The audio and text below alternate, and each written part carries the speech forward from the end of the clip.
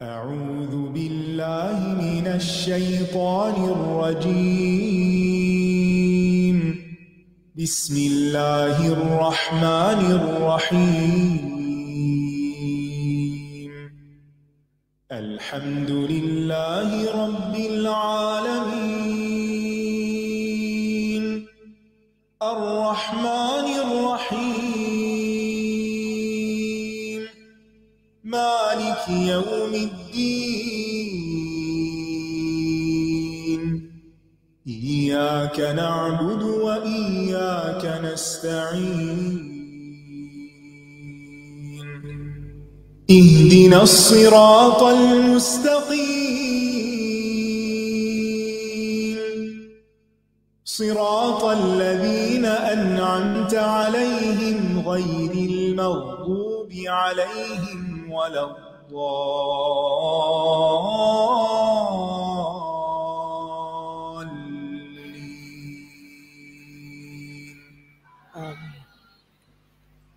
السلام علیکم ورحمۃ اللہ وبرکاتہ۔ کیا حال ہے آپ سب کا؟ الحمدللہ۔ آج یہ بتائیے تاریخ کون سی ہے؟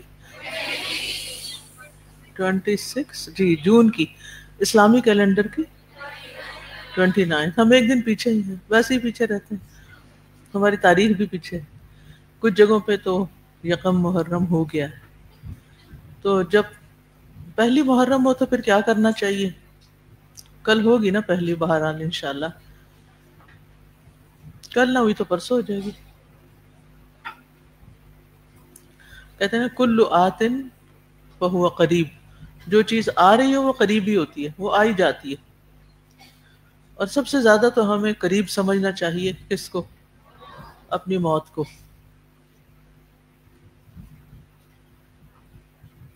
تو چلیے یہ بتائیے کہ اگر نیا سال شروع ہو رہا ہو تو پھر کرنا کیا چاہیے؟ یہ کچھ بھی نہیں کرنا چاہیے؟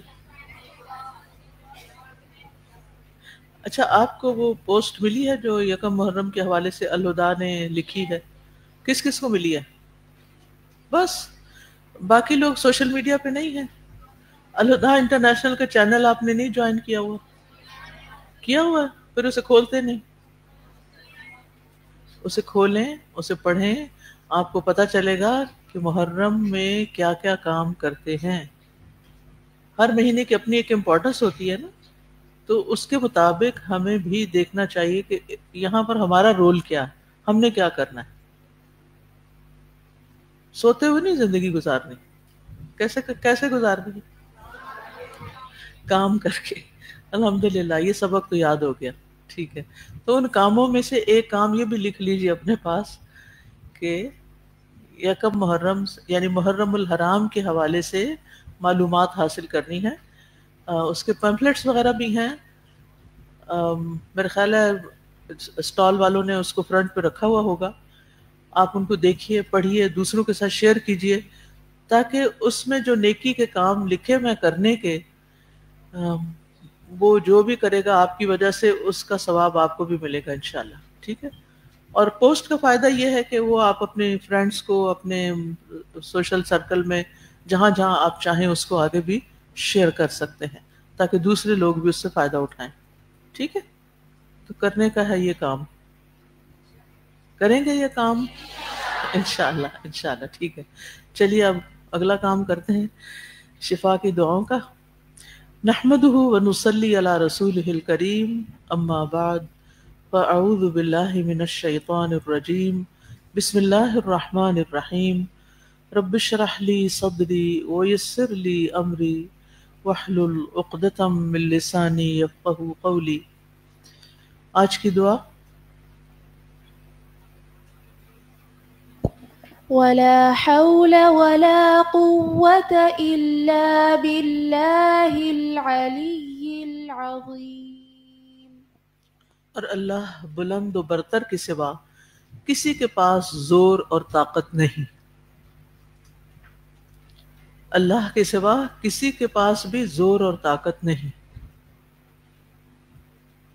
ابن عباس رضی اللہ عنہ سے روایت ہے کہ جب آپ صلی اللہ علیہ وسلم دن کے شروع میں دشمن سے جنگ نہ کرتے تو جنگ کو مؤخر کر دیتے، حتیٰ کہ ہوائیں چلنے لگتی ہیں، یعنی آفٹرنون میں، اور یہ جنگ نماز کے اوقات کے نزدیک ہو جاتی، اور آپ یہ دعا کرتے، اللہم بک اصول و بک احول ولا حول ولا قوت الا باللہ العلی العظیم۔ اے اللہ، میں تیری توفیق سے آگے بڑھ کر دشمن سے حملہ کرتا ہوں، یعنی دشمن پر حملہ کرتا ہوں، اور تیری ہی توفیق سے پیچھے ہٹ کر اپنے حالات کو سنوارتا ہوں، اور نہیں ہے گناہوں سے بچنے کی طاقت اور نیکی کرنے کی قوت مگر اللہ کی توفیق کے ساتھ جو بلند اور عظیم تر ہے۔ تو اس سے کیا پتہ چلتا ہے کہ نبی صلی اللہ علیہ وسلم مشکل وقت میں اہم کاموں کے کرتے وقت یہ دعا پڑھا کرتے تھے، جس میں سے خاص طور پر جنگ کا موقع تھا۔ تو اللہم بک اصول، اے اللہ میں تیری دی ہوئی قوت کے ساتھ دشمن پر حملہ کرتا ہوں اور اس پر قابو پا لیتا ہوں، اس پر غلبہ پاتا ہوں اور اس کو جڑ سے کاٹ دیتا ہوں۔ اصولوں کا لفظ جو ہے یہ اصل سے ہے۔ اصل کس کو کہتے ہیں؟ جڑ، بنیاد کو، ٹھیک ہے؟ تو اللہم بک اصول یعنی میں تیرے نام کے ساتھ، تیری ہی دی ہوئی قوت کے ساتھ حملہ کر کے دشمن کی جڑ کاٹ دیتا ہوں، اصول۔ وبک احول، اور میں تجھ اکیلے کی وجہ سے ہی طاقت پکڑتا ہوں۔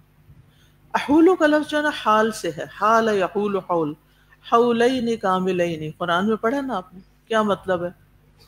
2 سال، 2 مکمل سال، حولین۔ حول سال کو کہتے ہیں۔ سال کو سال کیوں کہتے ہیں؟ کیونکہ وہ بدل بدل کے آتا رہتا ہے۔ ابھی جون ختم ہونے کو ہے، پھر جولائی آ جائے گا، پھر آتے آتے آتے پھر دوبارہ کیا آ جائے گا؟ پھر جون آ جائے گا۔ تو اس کو حول کہتے ہیں۔ تو ایک حال سے دوسرے حال کی طرف منتقل ہونا، جیسے ذی الحجہ سے محرم کی طرف منتقل ہو جانا اور جون سے جولائی کی طرف منتقل ہو جانا، تو ایک حال سے دوسرے حال کی طرف منتقل ہو جانا، یہ ہے بنیادی طور پر حول کا مطلب، احولو۔ اور یہ بڑا جامع لفظ ہے، یہ جو دونوں لفظ ہیں نا ان کا ترجمہ آسان نہیں ہے، لا حول ولا قوت الا باللہ، اور خاص طور پر حول۔ تو مطلب یہ ہے کہ ہماری حالت جب بھی تبدیل ہوتی ہے تو وہ اللہ کے اذن سے ہی ہوتی ہے، اللہ کی دی ہوئی قوت سے ہی ہوتی ہے۔ ہمارے پاس کوئی بھی اگر قوت ہے یا اختیار ہے یا کچھ کرنے کی توفیق ہے یا صلاحیت ہے، کوئی اسکل ہے، تو یہ ساری ہمیں کس نے دی ہے؟ اللہ سبحانہ تعالیٰ نے دی ہے۔ وما بکم من نعمت فمن اللہ، تمہارے پاس کوئی بھی جو نعمت ہے وہ اللہ ہی کی طرف سے ہے، کسی بھی قسم کی طاقت۔ جب کسی انسان کا ذہن اس طرح کام کرتا ہے نا کہ یہ جو بھی مجھے ملی ہے، یعنی آپ دیکھیں آپ میں سے ہر ایک یونیک ہے، ہر ایک الگ ہی ورژن ہے۔ اپنے آپ کو دوسروں سے کمپیئر کر کر کے غمگین نہ ہوا کریں۔ آپ ہیں اور دوسرے ہیں۔ کچھ چیزیں اللہ نے آپ کو دی ہیں، کچھ کسی اور کو عنایت کی ہیں۔ اب جو آپ کے پاس ہے وہ اللہ ہی کا دیا ہوا ہے، ٹھیک ہے؟ اور اگر اس حالت میں تبدیلی ہو جاتی، آج میں ظہر کے لیے جب وضو کر رہی تھی اچانک شیشے پہ میری نظر پڑی تو سر سفید ہو چکا ہے، تو میں نے سوچا کہ یہ اتنی بڑی تبدیلی ہو گئی ہے میرے اندر، ایسے میں تبدیلی کا ہی سوچ رہی تھی، اتنی بڑی تبدیلی ہوگی اور مجھے پتہ ہی نہیں چلا۔ میں اس کو روک تو نہیں سکتی تھی۔ ہم ایج کرتے ہیں، بڑے ہوتے جاتے ہیں، ہمارے جسم میں تبدیلیاں آتی جاتی ہیں، یہ کیسے ہو جاتا ہے؟ ہم اسی طرح صبح شام کر رہے ہوتے ہیں اور ہم یعنی صبح شام کی تبدیلی کے ساتھ ہمارے اپنے اندر بھی ایک تبدیلی ہو چکی ہوتی ہے، ذہنی تبدیلیاں ہوتی ہیں، پھر اسی طرح جسمانی تبدیلیاں ہوتی ہیں، ہمارے سوچ میں تبدیلی آ جاتی ہے، احساسات تبدیل ہو جاتے ہیں، ہر چیز کے اندر ایک تبدیلی ہوتی ہے۔ یا تبدیلی اچھے رخ میں ہو رہی ہوتی ہے اور یا اس کے ریورس دوسری طرح ہو رہی ہوتی ہے، یعنی یا تو ہم گناہوں سے نیکی کی طرف آ رہے ہوتے ہیں، تبدیلی کو جو قرآن پڑھ کے آنی چاہیے، یا پھر کیا ہوتا ہے کہ ہم اس سے دور ہو کر پھر تبدیلی آ جائے گی۔ اب آپ میں سے جن لوگوں کے کورسز ختم ہو جائیں گے اور وہ پھر ایک دنیا کے سیلاب میں جائیں گے تو تبدیلی آئے گی نا پھر سے. ایک آپ یہاں آنے سے پہلے تھے، آپ نے یہاں آنے کا فیصلہ کیا، آپ کے اندر ایک تبدیلی آئی ہے، آ رہی، ہر سپارے کے ساتھ، ہر صورت کے ساتھ ایک تبدیلی آ گئی. پھر اسی طرح جب یہاں سے جائیں گے ایک اور دنیا میں، پھر آپ کے اندر ایک اور تبدیلی آنا شروع ہو جائے گی. تو انسانی جسم میں، سوچ میں ہر روز ایک تبدیلی ہو جاتی ہے جس کا پتہ نہیں چلتا. جیسے پودے گرو کر جاتے ہیں نا تو پتہ نہیں چلتا. اب تو خیر الحمدللہ ایسی چیزیں آ گئی کہ جس سے پتہ چلتا ہے پودا کیسے بڑا ہوتا ہے. وہ جو فون کو لگا دیتے ہیں نا اس پہ ٹائم لیپس، جی بالکل ٹائم لیپس پہ لگاتے ہیں. تو اس سے جیسے بادلوں کی موومنٹ دیکھنی ہو، پودے کی موومنٹ دیکھنی ہو، تو وہ چیزیں اب اللہ کا شکر ہے انسانوں نے ڈسکور کر لی ہیں. تو تبدیلیاں کچھ ہوتی نظر آتی ہیں، لیکن عمومی طور پر تبدیلیاں اتنی آہستہ سے ہو جاتی ہیں پتہ ہی نہیں چلتا. ہم کچھ سے کچھ بن چکے ہوتے ہیں. کوئی صحبت ہمیں بدل دیتی ہے، کوئی کتاب ہمیں بدل دیتی ہے، کوئی کسی کی ایک بات ہمیں بدل دیتی ہے، تو تبدیلی ہوتی چلی جاتی. اچھا، اب جتنی بھی تبدیلیاں آپ کے اندر اچھی نوعیت کی ہوئیں ان پر کیا کرنا چاہیے؟ شکر ادا کرنا چاہیے. اور کیا دعا کرنی چاہیے کہ اللہ اب اس میں اضافہ تو ہو، لیکن واپس نہ میں پلٹوں، پیچھے نہ جاؤں، آگے کو جاؤں. اگر کسی نیکی کے کرنے کی توفیق ہوئی ہے تو اللہ وہ چھیننا نہیں مجھ سے، آگے جاؤں پیچھے نہ جاؤں. اللہم استخدمنی ولا تستبدلنی.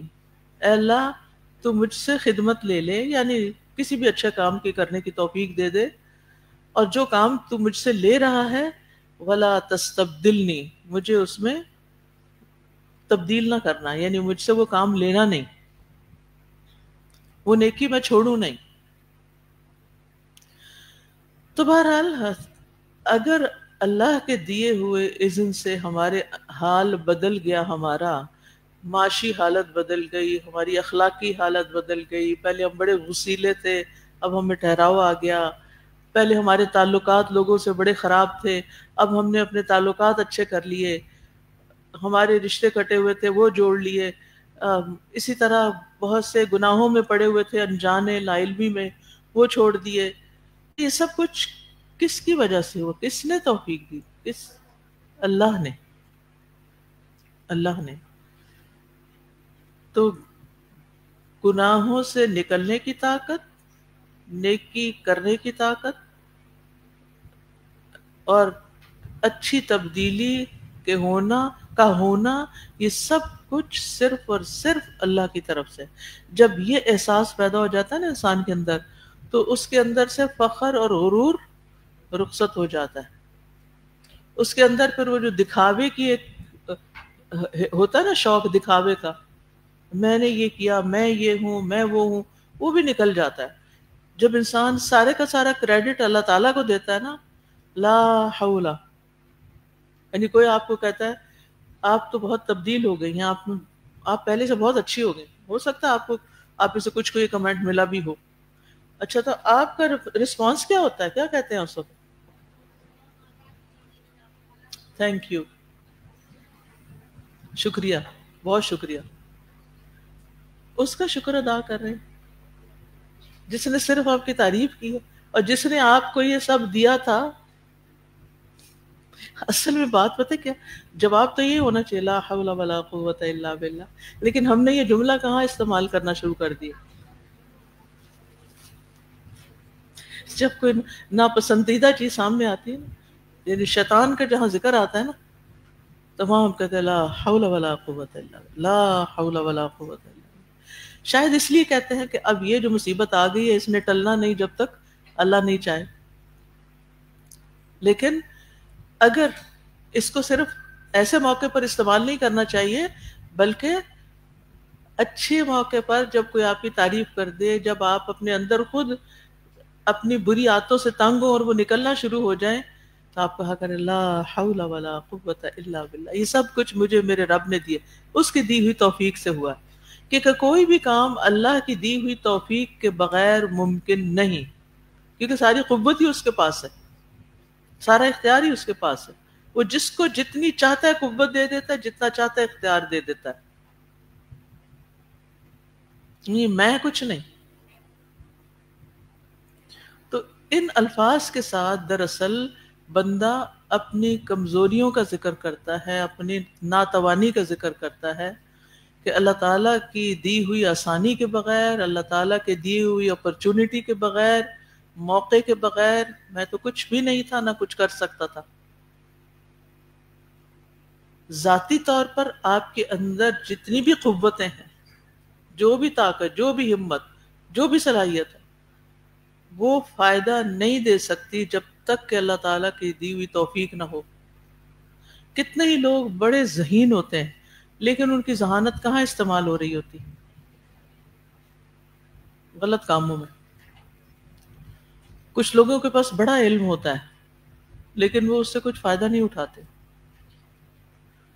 کچھ لوگوں کے پاس بہت مال ہوتا ہے لیکن وہ صرف جمع کرنے کا شوق ہوتا ہے، نہ اپنی جان پہ لگاتے ہیں نہ کسی اور کو کچھ دیتے ہیں. انتہا درجے کے بخیل. کیوں ہوا ایسے ان کے ساتھ؟ کیونکہ ان کو توفیق نہیں ملی. وہ کیوں نہ ملی؟ کیونکہ ان کی کوئی نیت یا ارادہ ہی نہیں تھا کچھ کرنے کا. توفیق بھی کب ملتی ہے؟ پہل آپ کرتے ہیں، آپ چاہتے ہیں کچھ کرنا، اللہ سے مدد مانگتے ہیں، آپ اللہ تعالیٰ کی طرف ایک قدم جاتے ہیں، اللہ تعالیٰ آپ کی طرف 10 قدم آتے ہیں. آپ چل کے جاتے ہیں، اللہ تعالیٰ دوڑ کر آتے ہیں. لیکن پہلے انیشیٹو آپ کو لینا ہوگا. تو کچھ لوگ انیشیٹو لیتے ہوئے ڈرتے ہیں، کچھ کرتے نہیں. تو بہرحال یہ کلمہ اچھے مواقع پر بھی استعمال کیا جانا چاہیے جب انسان کے اندر کسی قسم کا کچھ غرور وغیرہ آ رہا ہو یا کسی کی تعریف سے پھسلنے کا اندیشہ ہو. اور اس وقت بھی کہا جاتا ہے جب انسان پر اس کی طاقت سے بڑھ کر کوئی کام آ جائے اور انسان یہ سوچنے لگے یہ میں نہیں کر سکوں گا، میرا نہیں خیال میں کر سکتا ہوں. کبھی آپ کو یہ احساس ہوا کسی چیز کے کسی موقع پر یا کسی کام کے پیش آنے پر دس از ٹو مچ، یہ میں نہیں کر سکوں گا؟ آتا ہے ہمیں سے ہر ایک کو آتا ہی. آپ لا حول ولا قوت الا باللہ کا ورد شروع کر دیں، اللہ آپ سے کروائے گا. کچھ لوگ چیلنج قبول کر لیتے ہیں اور اللہ سے مدد مانگ کے آگے بڑھ جاتے ہیں، اور کچھ لوگ چیلنج کو فیس نہیں کر سکتے، اپرچونٹی کھو دیتے ہیں، پیچھے رہ جاتے ہیں. تو آپ کیا کرنا چاہتے ہیں؟ آگے بڑھنا چاہتے ہیں، پیچھے رہنا چاہتے ہیں، بیٹھے رہنا چاہتے ہیں یا کچھ محنت کرنا چاہتے ہیں، جد و جہد کرنا چاہتے ہیں، کام کرنا چاہتے ہیں یا آرام کرنا چاہتے ہیں؟ انشاءاللہ کام کرنا چاہتے ہیں. ٹھیک ہے، تو پھر کسی بھی کام کے لیے طاقت تو اللہ نہیں دینی ہے نا. اس نے ایک تو آپ کے اندر رکھ دی ہے، آپ کے اندر ہے، لیکن اس کو استعمال کرنے کی طاقت اللہ دیتا ہے. تو جو کام بھی آج کے بعد آپ کو مشکل لگے، میں نہیں کر سکتی، یہ نہیں ہو سکتا، یہ جملے تو زندگی سے نکال ہی دیں باہر. سب کچھ ہو سکتا ہے، لیکن کب ہو سکتا ہے؟ اپنی ذاتی قوت کی وجہ سے نہیں ہو سکتا، اللہ تعالیٰ کی دی ہوئی قوت سے ہی ہو سکتا ہے. تو جب بھی کوئی مشکل وقت آئے، اپنے آپ کو تنہا محسوس کریں، کام کی بہت زیادتی ہو جائے، اوور ویلمڈ ہو جائیں، بہت سی چیزوں کے مطالبے ہونے لگے، یہ بھی کر دیں، وہ بھی کر دیں، یہ بھی کرنا ہے، وہ بھی کرنا ہے، سب چھوڑ کے تھوڑی دیر کے لیے ریلیکس ہو کے پڑھیں لا حول ولا قوت الا باللہ، لا حول ولا قوت الا باللہ. کوشش کریں ایک تسبیح تو روز کر ہی لیں اس کی، آپ دیکھیں بڑی آسانیاں ہوگی.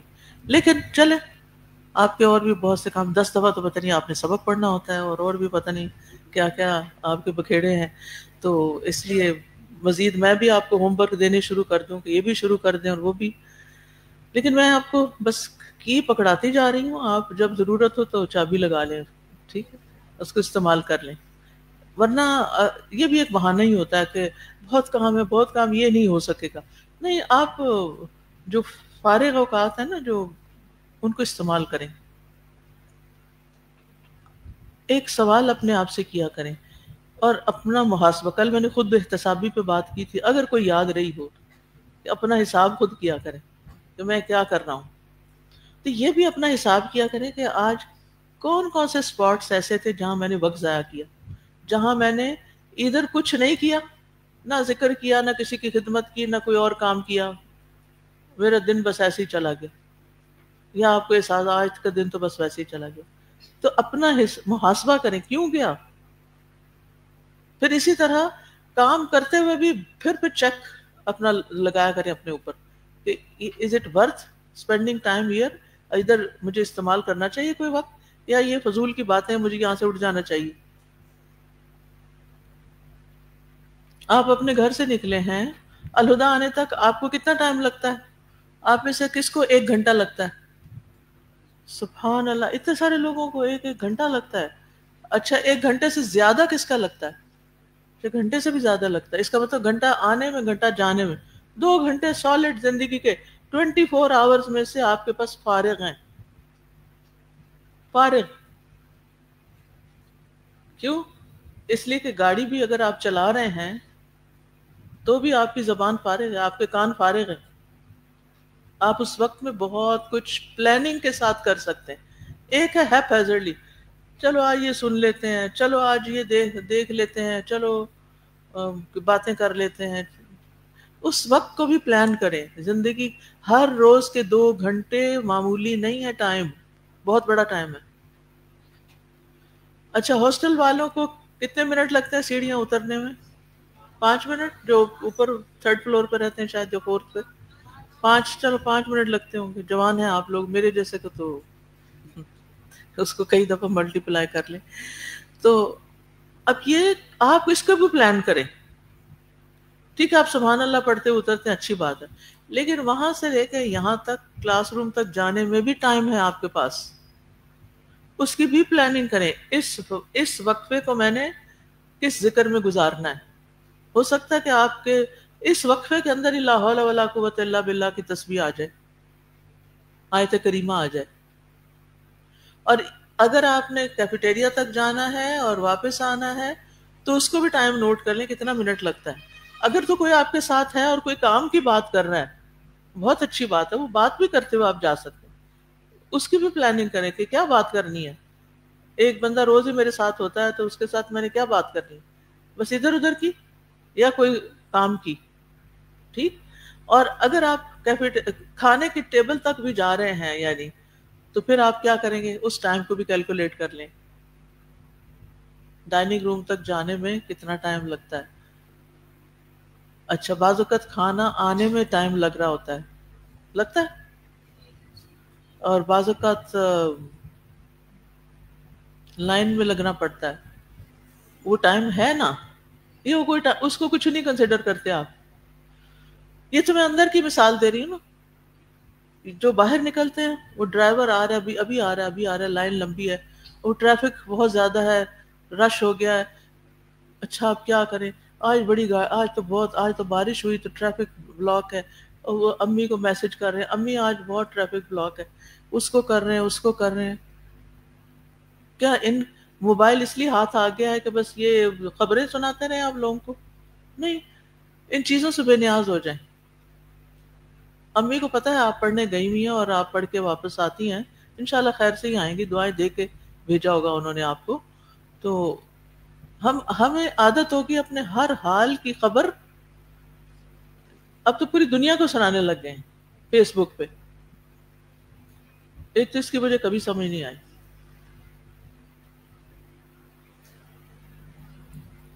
اللہ نے ہمیں ٹولز دیے اچھے اچھے، اور ہم نے ان کو استعمال کر دیا صرف کامنٹس دینے میں، صرف ادھر ادھر کی باتیں کرنے میں، تبصرے کرنے میں، لائک کرنے میں، ان لائک کرنے میں. کیا یہ وقت کا ضیاع نہیں؟ اس کو آپ وقت کا ضیاع نہیں کنسیڈر کرتے؟ اچھا آپ آج دیکھتے ہیں کس نے اسٹیٹس لگا. ایک دفعہ مجھے کسی نے کہا کہ فلاں کے اسٹیٹس پہ دیکھیں، واٹس ایپ پہ دیکھیں کیا آ رہا ہے. اچھا مجھے سمجھ نہیں آیا اسٹیٹس ہوتا کہاں ہے. میں ان کو پھر کہوں، مجھے نہیں، کوئی بہت ضروری چیز انہوں نے دکھانی تھی، میں کو مجھے نہیں سمجھ آ رہا اسٹیٹس کہاں ہے. کہتی آپ وہ دیکھیں نا جہاں کانٹیکٹس ہے اس کے اوپر وہ فلانا آئیکن. اچھا اچھا میں نے اس کو کلک کیا تو اس میں تو بے شمار چیزیں, کسی نے کچھ لکھا ہوا, کسی نے کچھ, وہ سب کی کچھ سٹوریاں الگ الگ. خیر کسی نہ کسی طرح میں وہاں پہنچ ہی گئی جہاں تو پہنچنا تھا. اچھا اچھا ایک دن میں نے سوچا یہ تو بڑا اچھا پلیٹ فارم ہے تبلیغ کا, چلو میں کوئی ایسے ادھر میں بھی کوئی چیز پوسٹ کرتی ہوں. جو ہی میں نے ایک چیز پوسٹ کی اتنے سارے میرے باکس کے اندر میسج آ گئے. اس دن کے بعد میں توبہ استغفار کی کہ میں کوئی اسٹیٹس لگاؤں, میں اسٹیٹس لیس ہی ٹھیک ہوں. کیوں؟ جو ہی اسٹیٹس لگتا ہے لوگ اس پہ تبصرہ کرتے ہیں, لوگ آپ کو اپریشیٹ کرتے ہیں یا کوئی آپ کو کچھ بری بھلی سناتے ہیں یا کچھ بھی. تو اس سے مجھے احساس ہوا کہ ہمیں کن کاموں میں الجھا دیا گیا ہے. سوچا کریں جو کام اس وقت میں کر رہی ہوں یہ پروڈکٹیو ہے, اس کا کوئی فائدہ ہے, یہ کوئی فائدہ نہیں ہوگا. اور بعض اوقات ہم تجسس شروع کر دیتے, اس نے کیا لگایا, اس نے کیا لگایا. کوئی چیز سامنے آ گئی تو ٹھیک ہے, نہیں سامنے آئی تو ہر کوئی اپنے عمل کا ذمہ دار ہے, ہم نہیں.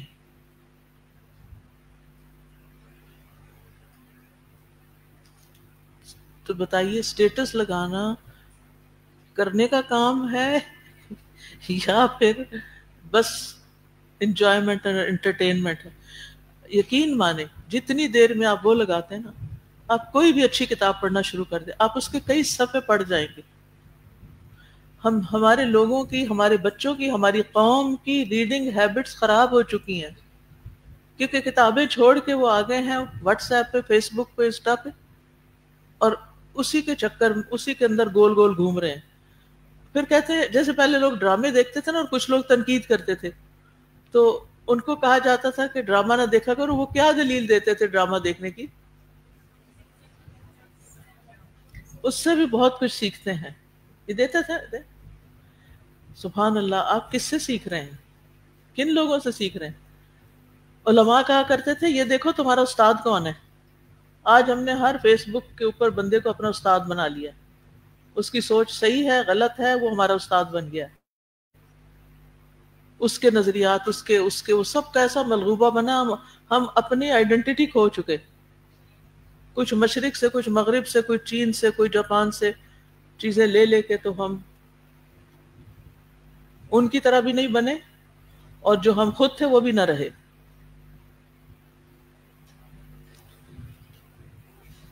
میں آپ کو پھر یہی کہوں گی ویکینڈ پہ ٹرائی کر کے دیکھیے, کوئی اچھی کتاب لے, مجھے نہیں پتا ایشو ہوتی ہے کہ نہیں یہاں سے, اور اگر نہیں ہوتی تو خرید لیا کریں کبھی کبھی کتاب, یا ایک دوسرے کو دے دیا کریں, یا جس نے پڑھ لی وہ پڑھ کے آگے دے دیا کرے. میں جب اپنے کالج میں ہوتی تھی تو میں نے ایک پلان کیا کہ میں اپنے فیلوز کو, کلاس فیلوز کو تفہیم القرآن جو ہے, اس وقت میں تفہیم القرآن ہی تفسیر بہت اچھی ہوتی تھی پڑھنے کی, تو وہ میں پڑھتی تھی خود, تو مجھے بہت اچھی لگتی تھی. میں نے کہا کہ میں چاہوں گی کہ باقی بھی میری فرینڈز وغیرہ جو سرکل جو ہے وہ خرید لے, لیکن ان کے پاس پیسے نہیں تھے خریدنے کے. حالانکہ اس وقت تفہیم کی جلد 30 روپے میں آتی تھی, صرف اونلی 30 روپیز. ابھی بھی جو میری ہے اس پہ 30 روپے قیمت لکھی ہوئی ہے.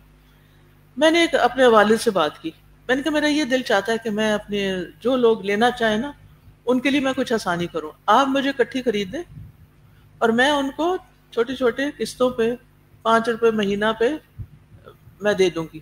جو واپس کرے گا ٹھیک ہے, نہیں کرے گا تب بھی قرآن ہے نا, چلا جائے گا لوگوں کے پاس تو کوئی سیکھے گا. اس وقت تو کوئی اور نہ آڈیو ہوتے تھے نہ کچھ نہیں تھا, کتابیں ہی پڑھنی ہوتی تھی. اس طرح کتنے ہی لوگوں کے گھر میں کتابیں آ گئی. پھر اسی طرح جب میں کینیڈا گئی تو وہاں ہماری کتابیں نہیں تھی, تو ہم نے کیا کیا کہ جب کوئی ایک لیکچر میں بات آتی تو اس پہ میں کہتی کہ یہ کتاب پڑھے, چلیں یہ میں آپ کی اپنی طرف سے آپ کو دیتی ہوں. پاکستان سے کوئی آتا جاتا یا پوسٹ کروا کے منگا لیتے, سب کو بانٹ دیتے. اب ہوا یہ کہ جب شروع کیا میں نے بانٹنا, ایک اور آ گیا, اگلی کتاب میں بانٹوں گی, اگلی میں کرتے کرتے ماشاءاللہ 30 سپاروں میں سب کی لائبریریاں بن گئی گھروں میں. اب جب گھر میں کتاب ہوتی, میرا نہیں خیال آپ میں سے کسی کے گھر میں کتاب نہ ہو. کوئی کس کے گھر میں کوئی کتاب نہیں؟ اب بتائیں گے نہیں ڈر کے مارے. اچھا، کتاب کا ہونا بھی باعث برکت ہے، اور پھر اچھی کتاب کا ہونا، اچھی کتاب کا ہونا. اب اگر ان پہ مٹی پڑی ہوئی ہے نا تو جا کے جھاڑیں. کوئی ایک کتاب اٹھا کے اپنے بیڈ سائڈ ٹیبل پہ رکھے، اور جس وقت موبائل اٹھانے کا دل چاہے تو کیا کریں، کتاب اٹھا لیں. جتنی دیر میں آپ سکرولنگ کر کے نا فضول باتیں پڑھتے ہیں نا، اس کی لکھی اس کی، اس سے بہتر آپ کتاب پڑھنا شروع کر دیں. اچھا، آج آپ اپنا اسکرین ٹائم دیکھیں، 5 منٹ ہے، 10 منٹ ہے، 15 منٹ ہے. کل کیا کریں، وہ 15 منٹ کتاب بک ریڈنگ کو کریں، کنسسٹنسی کے ساتھ، ایک سسٹمیٹک وے میں آپ کے نالج میں اضافہ ہوگا. اچھا، ایک کھانا ہوتا ہے ایک ترتیب سے کھانا، اور ایک ہے یہ کھانا وہ جیسے لوگ بوفے ہوتا ہے نا، تو انتہائی سنت کے خلاف کام کرتے ہیں. کھڑے ہو جاتے ہیں، ادھر سے اٹھائی منہ میں کوئی چیز ڈالی، وہاں سے کچھ ڈالی، وہاں سے کچھ ڈالی، 10 چیزیں پلیٹ میں بھری، پھر آ کے بیٹھ گئے، پھر تھوڑی سی کھائی، پھر باقی چھوڑ دی. یہ سب سنت کے مطابق ہے؟ کیا اس میں پوچھنی ہوگی نا؟ تو اسی طرح ہم نے علم کے معاملے میں یہی کیا ہوا ہے. کوئی ادھر سے سنا، کچھ ادھر سے پڑھا، کچھ ادھر سے، کچھ ادھر سے، اینڈ آف دا ڈے کچھ دماغ میں نہیں کہ کیا پڑھا آج. جب کتاب پڑھیں گے، انڈر لائن کریں گے، کوئی اچھی بات کسی کے ساتھ شیئر کریں گے، بلیو میں آپ کے اندر ایک بہترین چینج آئے گا. وہ پہلے کہا کرتے تھے ریڈرز آر لیڈرز. آپ لیڈر نہیں بن سکتے جب تک آپ پڑھے نہیں، کتب بینی نہ کریں. تو لا حول ولا قوت الا باللہ، وہ بھی تبھی توفیق اللہ دے گا تو پڑھیں گے.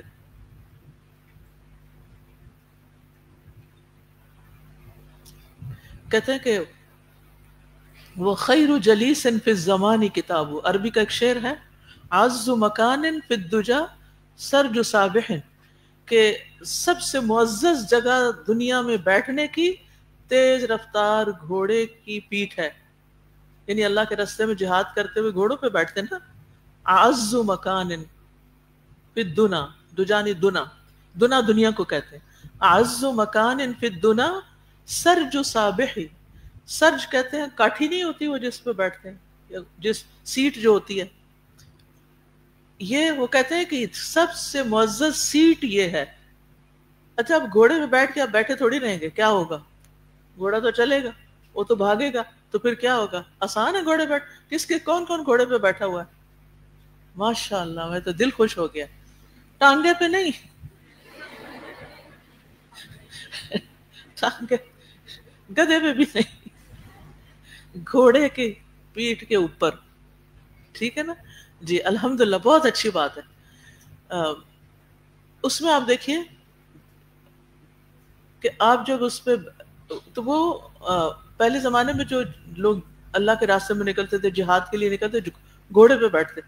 تو شاعر کہتا ہے اعز مکان فی الدنا سرج صابح، تیز رفتار گھوڑے کی پیٹھ پہ بیٹھنا سب سے معزز بیٹھنے کی جگہ ہے. کرسی نہیں، کہیں اور نہیں، اس جگہ پر. یعنی یہ کس چیز کا سمبل ہے؟ کہ یہ بندہ بہت ایکٹیو ہے. سست بندہ نہیں بیٹھ سکتا گھوڑے پہ، ایکٹیو بھی بیٹھے. اگر آپ اس کے اوپر، اس کو چلانا نہیں آتا تو آپ کو پٹخا مارے گا نیچے. ٹھیک ہے؟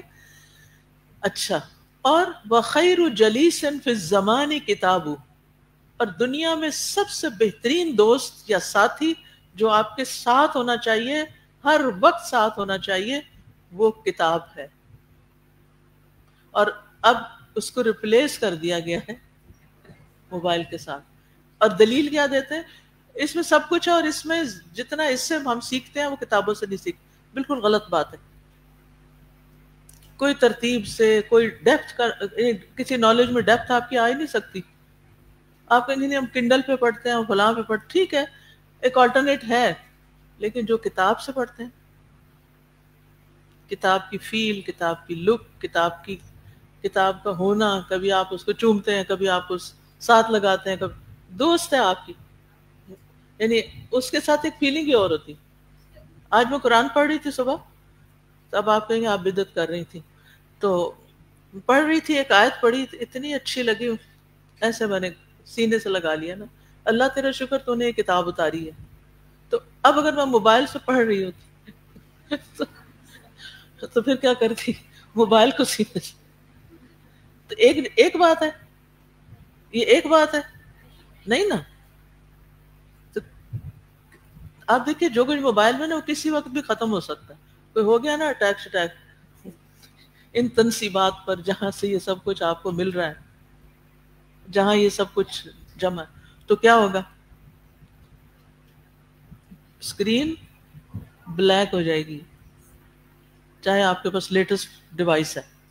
اٹس پاسبل, کچھ نہیں کہہ سکتے, دنیا میں کچھ بھی ہو سکتا ہے. لیکن آپ دیکھیے کہ اگر مصحف آپ کے پاس ہے, کتاب آپ کے پاس ہے, تو اس کی بات ہی کچھ اور ہے. ٹھیک ہے, تو کون کون پڑھے گا کتاب انشاءاللہ؟ اب دیکھیے ہاتھ کھڑا ہے, گواہ اللہ گواہ رہنا, انہوں نے ہاتھ کھڑا کیا ہے. یہ وقتی جذبات میں آ کے نہ کیا ہو, اور آج جا کے نہ کوئی کتاب ضرور تلاش کریں, کسی نہ کسی کتاب کو کھولیں, ٹچ کریں, دیکھیں, فیل کریں اس کو, پڑھیں اس کو, آپ کو نئی بات ملے گی کوئی. اور اسی لیے جب کتابوں کا دور تھا نا, ڈپریشن کم تھا, بلیو می. کبھی ہم نے تو کالج یونیورسٹی میں سنا ہی نہیں تھا یہ نام ڈپریشن کا. ہر کوئی پڑھنے, کوئی لائبریری میں بیٹھا, کوئی اسائنمنٹس کر رہا ہے, کوئی کچھ اور اپنا کر رہا ہے. کوئی نہیں کہتا تھا مجھے ڈپریشن ہوا ہوا ہے. تو اس لیے اللہ کی دی ہوئی توفیق سے کیا کرنا ہے, اپنے اندر اچھی تبدیلی لانی ہے, اور اچھی تبدیلی اللہ کی مدد سے ملتی ہے, ہوتی ہے. اور اس تبدیلی کے لیے خود بھی اپنے آپ کو تبدیل کرنا پڑتا ہے. ان اللہ لا یغیر ما بقوم حتی یغیروا ما بانفسہم. اللہ کسی قوم کی حالت نہیں بدلتا جب تک کہ وہ اپنا حال نہ بدلے. اگر آپ نہیں بدلتے نا, آپ اپنے ڈیوائس سے اپنی کتاب پہ نہیں آتے نا, حال نہیں بدلنے والا.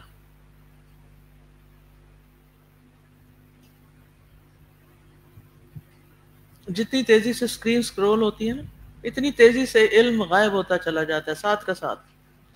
اور اگر آپ کہنا دوبارہ کھول کے ذرا میں دیکھوں, تو آپ کو کوئی صفحہ کھلا ہوا یا نشان زدہ کم ہی ملے گا. تو بہرحال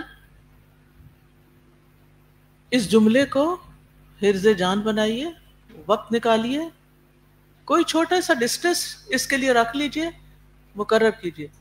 آپ دیکھیے کہ جب وہ کہتے ہیں نا اسمارٹ گولز, اور اسمارٹ گولز میں کیا ہوتا ہے,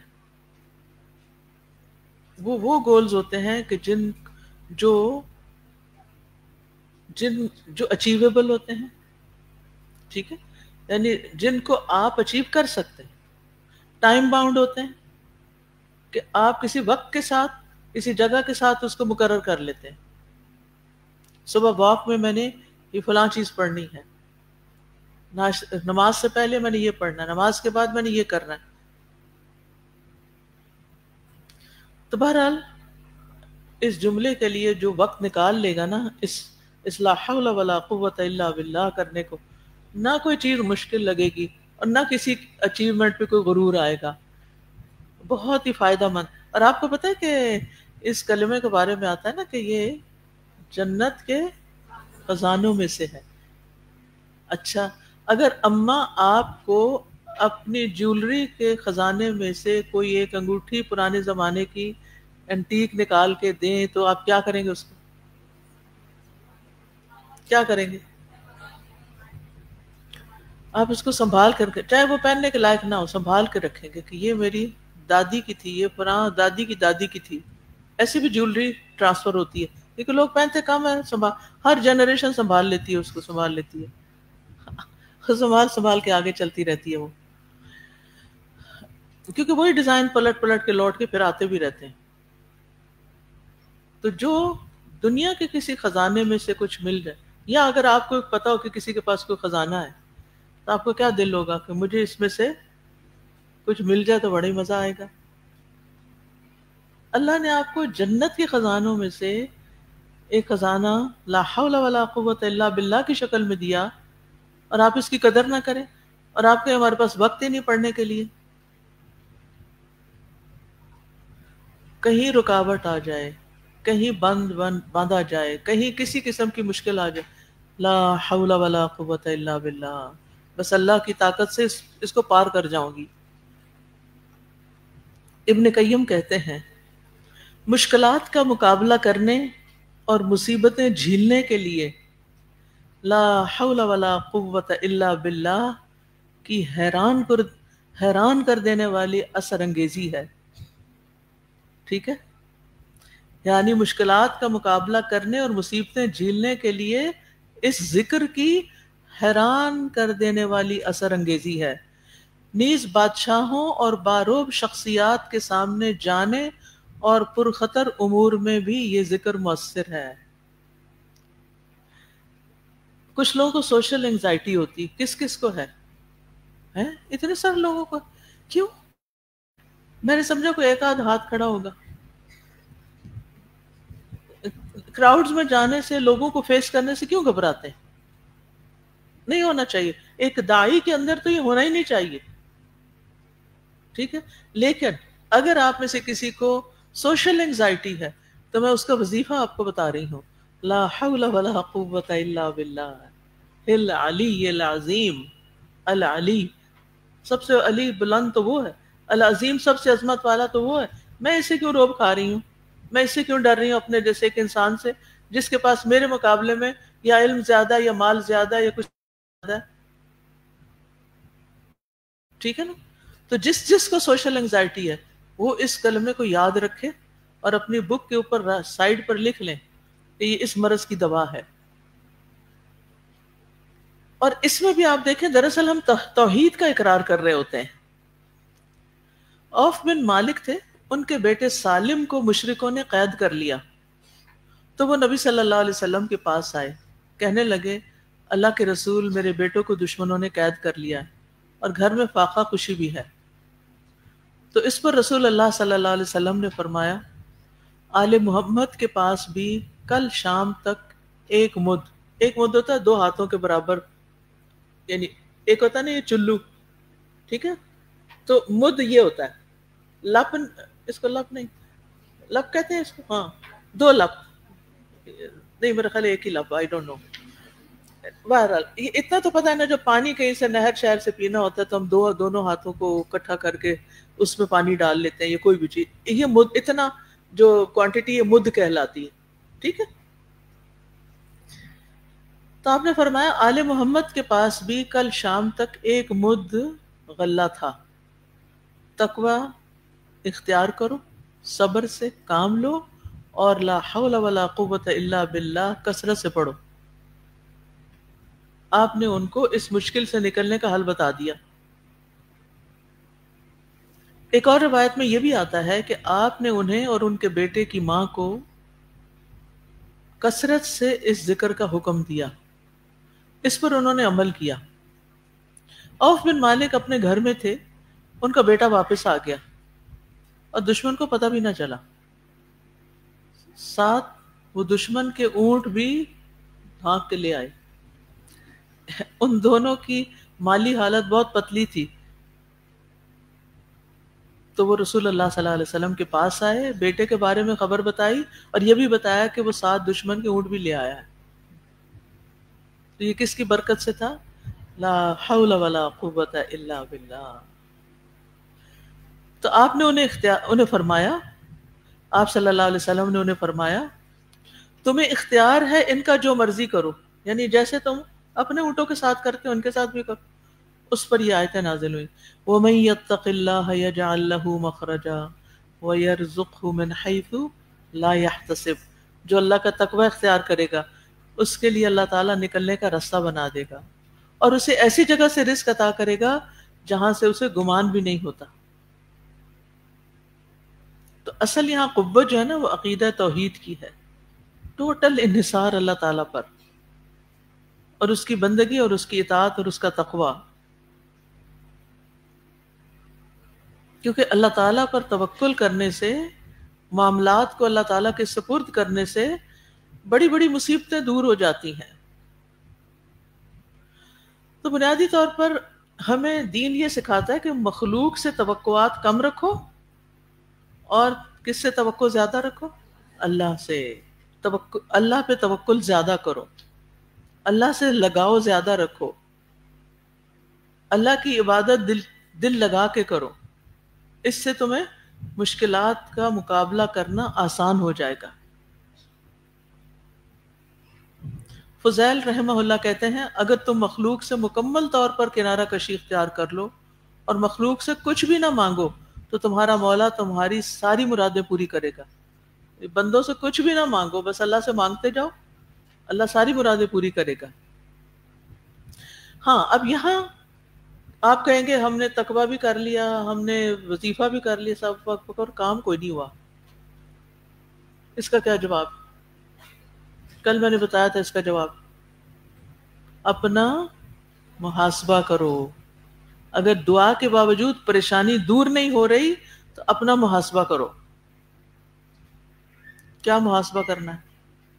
لا الہ الا انت سبحانک انی کنت من الظالمین۔ اللہ غلطی میرے میں ہی ہے، گناہ میرا ہی کوئی رکاوٹ بنا ہوا ہے اس کام میں، آپ میرے لیے مجھے معاف کر دیں اور میرے لیے آسانی فرما دیں۔ حدیث میں آتا ہے، ابن اوفا سے روایت ہے، ابن ابی اوفا سے روایت ہے، وہ کہتے ہیں کہ ایک آدمی نبی صلی اللہ علیہ وسلم کے پاس حاضر ہوا اور کہنے لگا بے شک میں قرآن سے کچھ بھی یاد رکھنے کی استطاعت نہیں رکھتا، مجھے قرآن یاد ہی نہیں ہوتا۔ دیکھیں ایسے لوگ بھی ہوتے ہیں، اور یہ مسئلہ کئی لوگوں کا ہو سکتا ہے۔ مجھے کوئی ایسی چیز سکھا دیجئے جو مجھے قرآن کی جگہ کفایت کر سکے، کوئی سلوشن حل بتائیے، میں کروں کیا؟ آپ نے فرمایا تم پڑھا کرو سبحان اللہ والحمد للہ ولا الہ الا اللہ واللہ اکبر ولا حول ولا قوة الا باللہ۔ یعنی اگر کسی کو قرآن یاد نہیں ہوتا، اور جن لوگوں کو سبق یاد نہیں ہوتا نا، وہ بھی یہ ٹرائی کر کے دیکھیں، ہو سکتا ہے ان کے لیے آسانی ہو جائے۔ ٹھیک ہے، مسند احمد کی روایت میں آتا ہے، ابو ہریرہ کہتے ہیں نبی صلی اللہ علیہ وسلم نے فرمایا کیا میں تمہیں جنت کے خزانوں میں سے کسی خزانے کا نہ بتاؤں؟ میں نے عرض کیا کیوں نہیں؟ آپ نے فرمایا لا حول ولا قوت الا باللہ۔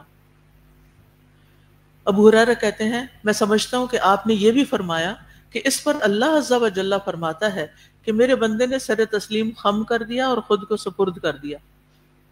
انسان کہتا ہے اللہ میرے پاس کچھ نہیں، انی کنت من الظالمین، وہاں کا میں گناہ گار ہوں، یہاں کا میرے پاس کچھ نہیں، میں اپنے اوپر نہیں توکل کر رہا، میں اللہ آپ پہ کر رہا ہوں، میں نہیں کر سکتا، آپ کر سکتے ہیں، میرے میں طاقت نہیں، آپ میں ہے۔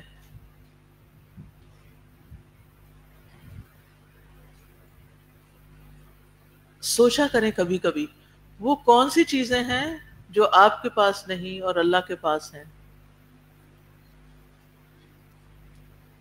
سوچنا شروع کریں گے نا، آپ حیران ہو جائیں گے، سب کچھ تو اسی کے پاس ہے، میں کیا بنا پھرتا ہوں۔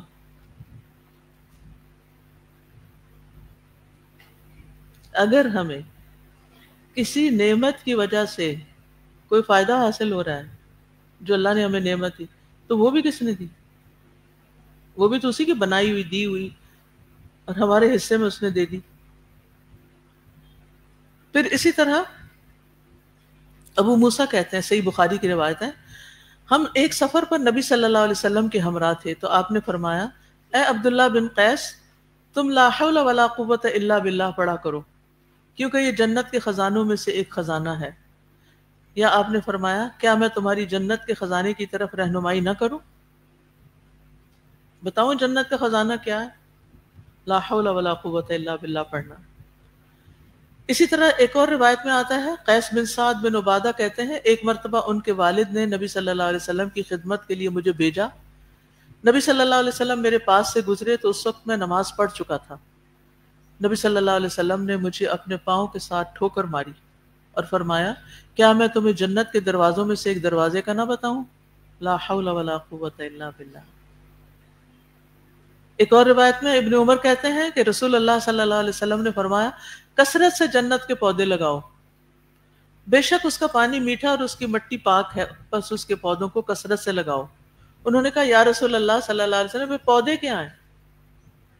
فرمایا ما شاء اللہ لا حول ولا قوت الا باللہ۔ ابو ذر کہتے ہیں مجھے میرے خلیل نے 7 چیزوں کی وصیت کی صلی اللہ علیہ وسلم نے۔ نمبر 1، میں مساکین سے محبت کروں اور ان سے قریب رہوں. کتنی پیاری بات ہے یہ. ہم عام طور پر کس سے محبت کرتے ہیں؟ جن کے پاس بہت دولت ہو، جن کے پاس بڑے اختیارات ہوں، ان کے پیچھے پیچھے پھرتے ہیں اور ان مسکینوں کو چھوڑ دیتے ہیں جو خود ہماری طرف آتے ہیں. دوسری بات، اپنے سے نیچے والے کو دیکھوں، اوپر والے کو نہ دیکھوں، سارے غم ہی نکل جائیں گے. غم اس وقت لگتا ہے جب انسان کہتا ہے میں پیچھے رہ گیا اور باقی سب لوگ آگے نکل گئے. نمبر 3، میں صلہ رحمی کروں اگرچہ کوئی مجھ سے رشتہ توڑے. میں صلہ رحمی کروں اگرچہ کوئی مجھ سے رشتہ توڑے. نمبر 4، اور یہ کہ میں لا حول ولا قوت الا باللہ کی کثرت کروں. نمبر 5، اور حق بات کہوں خواہ وہ تلخ ہی ہو.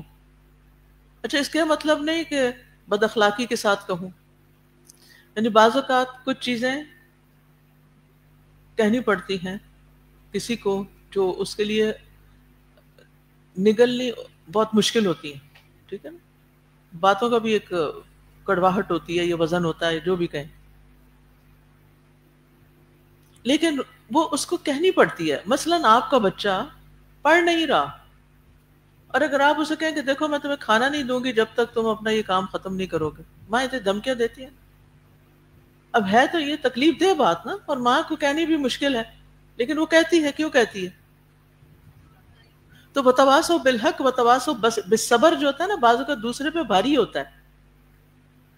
اب مثلا اگر ایک لڑکی کا لباس ٹھیک نہیں، یا چلو عام لباس کو چھوڑیں، نماز کے وقت کئی دفعہ ہوتا ہے نا، آپ جمعہ پڑھنے جاتے ہیں، تراویح پڑھنے جاتے ہیں، جو آپ کے ساتھ خاتون کھڑی اس کے ٹخنے ننگے ہیں.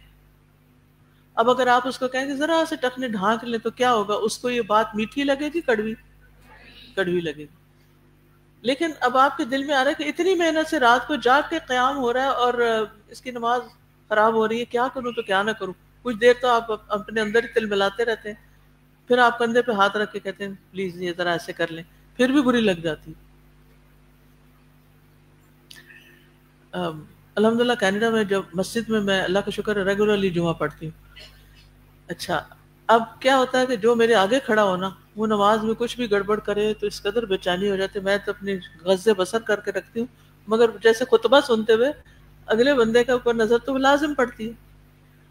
اب میں نے دیکھا کہ خاتون نے بایاں پاؤں نکالا ہوا، پھر نماز میں بھی اس نے بایاں پاؤں نکالا. میں نے کہا چلو خطبے کے وقت تو خیر ہے، بایاں نکالو دایاں نکالو. نماز میں اس نے پھر بایاں نکالا. آگے جو بالکل آپ کے آگے، اس کے نظر خود ہی پڑے گی، آپ جان کے نہیں بھی دیکھیں. جب نماز ختم ہوئی تو میں نے اسی طرح پیار سے کہا نماز میں نا آپ رائٹ پاؤں جو ہے نا وہ نکالا کریں. کہنے لگی پچھلے ہفتے بھی مجھے کسی نے کہا تھا. اب مجھے ڈر لگا کہ آئندہ شاید آئے نہ، کہ میں جب جاتی ہوں کوئی نہ کوئی مجھے نصیحت کرتا ہے. تو نصیحت کڑوی ہوتی ہے بعض اوقات، لیکن کرنی پڑتی ہے نا اس کی خاطر. یہ نہیں کہ کوئی اپنے دل کی بڑاس نکالنے کے لیے، یہ غلط طریقہ ہے. صحیح طریقہ کیا ہے کہ کسی کے فائدے کے لیے. ایک ہوتا ہے کسی نے آپ کو کچھ کہا، آپ کو اچھا نہیں لگا مثلا، اب آپ اس سے بڑھ کے کچھ کہیں گے جو تب آپ کی تسلی ہوگی. تو یہ آپ نے ایک ذاتی انتقام لیا. نبی صلی اللہ علیہ وسلم کی سنت کیا ہے؟ آپ اپنی ذات کے لیے کبھی بھی انتقام نہیں لیتے، لیکن اللہ کی حد کوئی ٹوٹتی تھی تو کیا کرتے تھے؟ اس پہ آپ بدلہ لیتے تھے. وہ اپنی ذات کے لیے نہیں ہوتا تھا. ہم اس سے بالکل الٹ کرتے ہیں. دین کی حدیں ٹوٹتی رہیں اور کان پہ جو نہیں رینگتی، کچھ نہیں ہوتا. ہمیں کوئی کچھ کہہ دے پھر یاد رکھے ساری زندگی. تو جب بھی آئندہ آپ کوئی حق بات کہنے لگے تو ضرور رک کے سوچیں اپنی ذات کے لیے کہہ رہی ہوں یا دین کی وجہ سے کہہ رہی ہوں. اور حق بات کہوں خواہ وہ تلخ ہی ہو، اور میں اللہ کے بارے میں کسی ملامت کرنے والے کی ملامت کی پرواہ نہ کروں. لوگ مجھ پہ جو مرضی باتیں کریں پرواہ نہ کروں. نمبر 7، اور یہ کہ میں لوگوں سے کچھ نہ مانگوں. لوگوں سے تو یہ تھا لا حول ولا قوت الا باللہ. اچھا، کچھ مواقع بھی ہوتے ہیں جہاں لا حول ولا قوت الا باللہ پڑھا جاتا ہے، جیسے رات کو پہلو بدلتے وقت جو دعا پڑھتے ہیں اس میں بھی آتا ہے لا الہ الا اللہ وحدہ لا شریک لہ لہ الملک ولہ الحمد وہو علی کل شیء قدیر الحمد للہ وسبحان اللہ ولا الہ الا اللہ واللہ اکبر ولا حول ولا قوۃ الا باللہ. اس کے بعد کیا ہوتا ہے؟ دعا قبول ہوتی ہے. اگر آپ کی رات کو آنکھ کھلے نا، سائڈ بدلے، آنکھ کھلی، یہ کلمہ پڑھے اور اس کے بعد اللہم اغفر لی کہیں یا کوئی بھی دعا پڑھیں، انشاءاللہ وہ قبول ہوتی ہے. اذان کا جواب دیتے ہوئے بھی لا حول ولا قوت الا باللہ پڑھتے ہیں نا؟ جی ہاں. کس وقت پڑھتے ہیں؟ جب مؤذن کیا کہتا ہے؟ حی علی الصلاۃ حی علی الفلاح. نماز کے بعد بھی یہ کلمہ پڑھا جاتا ہے؟ جی ہاں. لا الہ الا اللہ وحدہ لا شریک لہ لہ الملک ولہ الحمد وہو علی کل شیء قدیر لا حول ولا قوۃ الا باللہ لا الہ الا اللہ ولا نعبد الا ایاہ لہ النعمۃ ولہ الفضل ولہ الثناء الحسن لا الہ الا اللہ مخلصین لہ الدین ولو کرہ الکافرون. بتائیے آپ کے کورس میں نماز کی دعائیں کتاب ہے؟ چلے الحمدللہ. اچھا نماز نبوی ہے؟ نہیں، میں نماز کی دعائیں اور اذکار پوچھ رہی. نہیں اچھا، وہ کل دکھا دیجیے، میں ان کو دکھا دوں گی انشاءاللہ. اگر وہ آپ کے کورس میں نہیں بھی نا، وہ آپ میں سے ہر ایک کے گھر میں ہونی چاہیے وہ کتاب. It's a must. آج کتابوں کی بات پھر ہوگی. اس میں نا جتنی بھی ممکن ہو سکا ہم نے دعائیں اکٹھی کر دی ہیں جو نماز میں پڑھی جا سکتی ہیں، اور نماز کے بعد کے اذکار بھی. اور پھر کیا کیا، ان کا لفظی ترجمہ بھی لکھ دیا تاکہ آپ ترجمہ یاد کر سکیں، اور پھر آپ اپنے گھر والوں کو بھی پڑھا سکتے ہیں، اوروں کو بھی سکھا سکتے ہیں. تو بہت اچھی کتاب ہے. جو لوگ ناظرہ قرآن پڑھاتے ہیں نا، وہ ساتھ یہ بھی تھوڑی سی لگا لیں، ایک ایک لائن، ایک ایک دو دو لفظ بھی دیں، تو بچے ترجمے سے نمازیں سیکھ جائیں گے. ساری زندگی وہ نمازیں پڑھیں گے، آپ کو ثواب ملتا رہے گا. ٹھیک ہے. تو یہ دعا بھی انہی دعاؤں میں سے ہے. عبداللہ بن زبیر رضی اللہ عنہ کہتے ہیں کہ رسول اللہ صلی اللہ علیہ وسلم ہر نماز کے بعد ان الفاظ کو بلند آواز سے کہا کرتے تھے. کن الفاظ کو؟ نہیں، لا الہ الا اللہ وحدہ لا شریک لہ لہ الملک ولہ الحمد وہو علی کل شیء قدیر لا حول ولا قوۃ الا باللہ لا الہ الا اللہ ولا نعبد الا ایاہ لہ النعمۃ ولہ الفضل وَلَهُ الثَّنَاءُ الْحَسَنُ لَا إِلَٰهَ إِلَّا اللَّهُ مُخْلِصِينَ لَهُ الدِّينَ وَلَوْ كَرِهَ الْكَافِرُونَ. کتنے لوگوں کو آتی ہے دعا؟ الحمدللہ کافی لوگوں کو آتی ہے، لیکن 50-50 ہے. آدھے جن کو نہیں آتی وہ بھی یاد کر لیں. ٹھیک ہے. تو یہ لاہور کے مقامات بھی ہیں جن میں آپ انکانشیسلی بس روا روی میں پڑھ جاتے ہیں، مگر فائدہ ہے اس کے پڑھنے کا. اللہ ہمیں توفیق دے. میں نے سوچا تھا آج میں یہ چیپٹر مکمل کر دوں گی، مگر اللہ کی مرضی. چلیں کوئی بات نہیں. جی ہاں فرمائیے، کچھ کہنا چاہیے. استاذہ جی، جیسے آپ نے بھی فرمایا کہ بعض اوقات انسان کی زندگی میں تبدیلی جو ہوتی ہے بڑی مشکل سے انسان اس کو ایکسیپٹ کرتا ہے. استاذہ مجھے یاد ہے جب APS کا انسیڈنٹ ہوا تھا، اس وقت پورا پشاور بلیڈ کر رہا تھا اور ہر گھر میں جنازے تھے استاذہ، کئی جنازے، اور ہم دیوانوں کی طرح پورے پشاور میں بھاگ رہے تھے. کبھی ہاسپٹلز میں ہمیں اطلاع ملتی، بچوں کے پاس جاتے، کبھی گھروں میں ہم جاتے. وہاں پر استاذہ جو چیز دیکھنے میں آئی وہ یہ تھا کہ جو مدرس تھیں، مائیں تھیں، بہت ہی مزریبل کنڈیشن میں تھیں، اور ظاہر ہے ان کے سامنے 2 بیٹے، 3 بیٹے سامنے ان کے جنازے پڑے ہیں. تو اب جب ہم صبر کے لیکچرز بھی دیتے تھے، ساتھ ان کو تلقین کرتے تھے پیار سے، محبت سے، تو وہ کہتی تھی کہ صبر ہم کیسے کریں، صبر کیسے آئے. تو استاذہ اس وقت ان کو ہم نے یہ کلمہ بتایا، لا حول ولا قوت الا باللہ، اس کی تسبیح کریں. تو انہوں نے کہا اس سے کیا ہوگا. استاذہ جی آپ یقین کریں آج تک بھی کئی مدرز ہمارے ساتھ کنیکٹڈ ہیں، اور وہ کہتی ہیں کہ جب یہ کلمے کی ہم نے تسبیحوں پہ پڑھا، ہم نے کثرت کی، تو واقعی اللہ نے ہمارے دل کی کیفیت کو بدل دیا.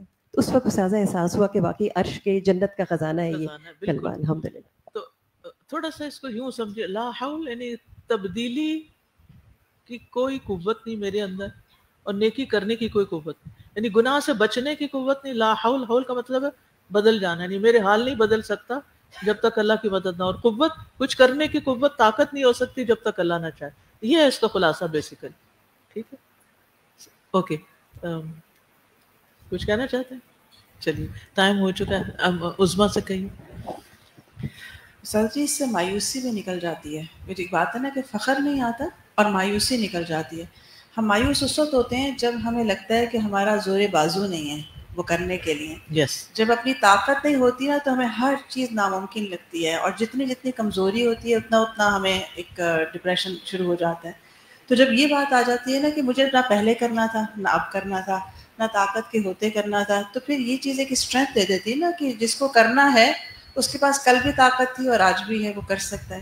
اسی طرح یہ جو بات ہے نا کہ جب مجھے اپنی کمزوری کا احساس ہو جاتا ہے اور پھر وہ کام ہو جائے جو میرے خیال میں تھا کہ نہیں ہو نہیں ہوگا، سکتا. تو بالکل. پھر وہ جو دل سے بات نکلتی ہے کہ یہ لازم ہے کہ اللہ ہی نے کیا.